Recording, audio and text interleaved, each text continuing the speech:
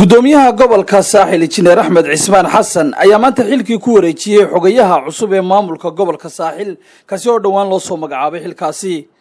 xaflad kooban oo lagu qabtay xafiiska guud ee maamulka gobolka saaxil ayaa waxa ka soo qayb galay guud ahaan isuduwayaasha wasaaradaha kala duwan iyo agaasimayaasha dawladda ee gobolka saaxil ugu horreynna waxa halkaasi ka hadlay qaar ka mid ah isuduwayaasha wasaaradaha dawladda ee gobolka saaxil oo iyagu soo dhaweeyay mas'uulkaasi la soo magacaabay isla markaana sheegay inay la shaqeyn doonaan shawcan gobolka kugu soo dhaweynayna waxaan ahaa ninkii sida dadban xilkan xogayanimada la wareegayso ku sii shaqeynay 3 wiig ugu dambeysay marka waan kugu soo dhaweynaynaa gobolka shaqadana waa la wada shaqeeyaa team work baa la yahay waana kula shaqeynaynaa hadii la yiraahdo dhammaan isuduwayaasha magacyadooda ku xaadirina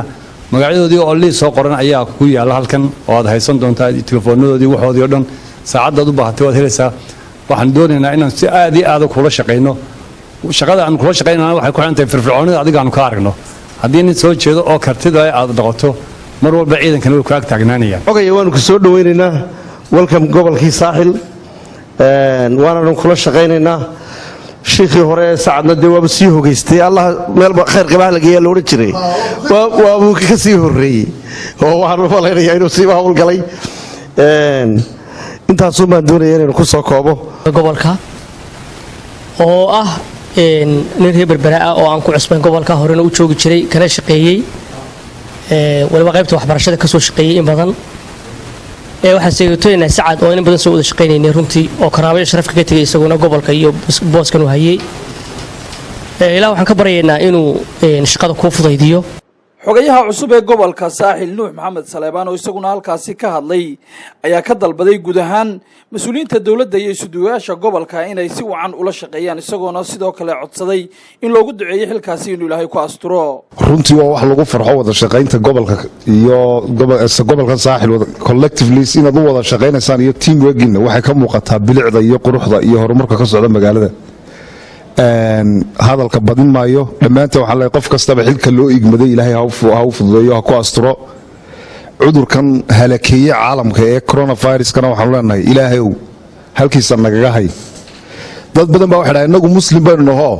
iyo cadceeda kullo inagu dhici maayo ilaahay wuxuu yiri khudu xudrakum digtoonidiina qaatay ilaahay waxa dadkeena hore oran jireen waxa wadeeco waa laga ilaashay wadse uu leeyahay wadka isaga lagama gaban karo wixii ilaahay qadarina way qoran tahay laakiin wadeecada iyo nacasnimada in laga digtoonaado waa muhiim ugu dambeyntii gudoomiyaha gobolka saaxil injineer Axmed Cismaan Xasan oo halkaasi ka hadlay ayaa faahfaahin ka bixiyay muhiimadda ay leedahay wada shaqeyntu isla markaana ku booriyay guud ahaan isuduwayaasha iyo agaasimayaasha dawladda ee gobolka saaxil inay si fiican ula shaqeeyaan xogayaha cusub ee maamulka gobolka saaxil isagoo sidoo kalena xogayaha u rajeeyay shaqadaasi inuu si wacan u gudan doono gobolka saaxil baa martaada fadhiya waa raggii wada shaqeynta dhow aad lahaydeen raggani waa gacmihii gobolka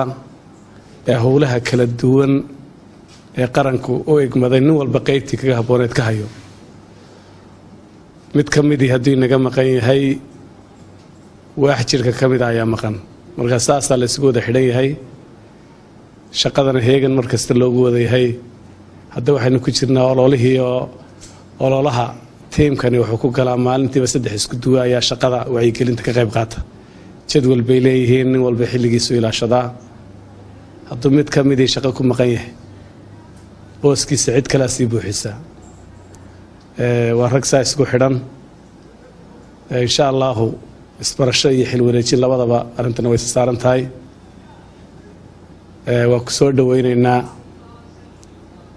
waxaan leenahay shaqo ku soo dhawow waxaan ku rajaynaynaa kuma cusbid maxaan ku dhahay gobolka nin hore uga tirsanaa baa tahay oo sida la ii sheegay ama aan ogahayba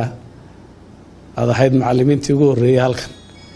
wax ka dhigi jirtay maxamed cabdilaahi soo fariistay Star TV magaalada Berbera